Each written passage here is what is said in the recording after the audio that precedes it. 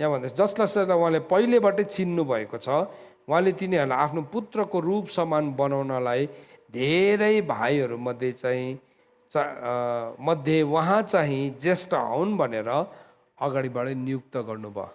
So प्रभु यीशु ख्रीष्ट जो अन्तिम आदम बनेर आउनुभयो नि, उहाँ चाहिँ पुनरुत्थानको शक्तिमा वापस फर्केर आउनुभयो। अनि त्यो शक्तिमा चाहिँ नि प्रभुले चिन्नुहुन्छ अरे त्यो मान्छेहरूलाई, जोहरू चाहिँ उनीहरूको क्रमलाई उनीहरूले फलो गर्छ। आज हामी थुप्रो कुराहरूलाई फलो गरिरहेका छौँ। कतिजनाको दृष्टि चाहिँ यही पृथ्वीसँग मात्रै छ। तर बाइबलले भनेको छ, फिलिपीको किताबमा पौलले भनेको छ, यीशु ख्रीष्टको मृत्यु र पुनरुत्थानमा चाहिँ म एक समान हुन सकूँ भनेकन मेरो प्रार्थना छ, मेरो चाहना छ। हिब्रूको किताब 11 अध्यायको 35 र 36 पदमा त्यहाँ के भनेको छ, स्त्रीहरूले आफ्नो मरेकोहरूलाई विश्वासद्वारा हासिल गरे, तर कतिजनाले चाहिँ उत्तम पुनरुत्थानलाई हेरिकन उनीहरूले त्यो मृत्युलाई खुसीसँगले रोजे भनेको छ। किनभने they were looking for a better resurrection, उत्तम पुनरुत्थानलाई। त जबसम्म हेर्नुहोस् है, हामी कहिलेसम्म चाहिँ मर्दैनौँ भने नि, जबसम्म चाहिँ हामी पुरानो आदमको स्वभावलाई मन पराएर पक्रिरहन्छौँ।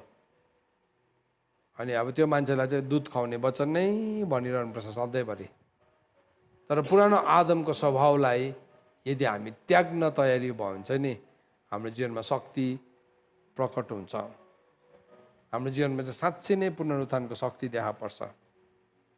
अन्त पौलले चाहिँ के भनेको छ गलातीको मण्डलीलाई, जबसम्म तिमीहरूमा ख्रीष्टको स्वरूप बनिँदैन नि, तबसम्म चाहिँ मलाई प्रस्तुतिको वेदना भएको जस्तै भइरहेको छ। कहिले चाहिँ बनिन्छ, कहिले चाहिँ तिमीहरूमा ख्रीष्टको स्वरूप बनिन्छ भनिकन उसले भनेको छ। त चर्च आज है हामीले यो वचनलाई सुन्दै गर्दाखेरि तपाईँहरू जतिजना पनि जहाँ जहाँबाट जसरी जोडिनु भएको छ, हामी हेरौँ हाम्रो जीवनमा पुरानो आदमको अर्काको नहेरौँ। बाइबलले भनेको छ पहिला चाहिँ आफ्नै आँखाको मुढालाई निकाल। हामी हेरौँ मेरोमा चाहिँ के चाहिँ छ, पुरानो आदमको स्वभाव है।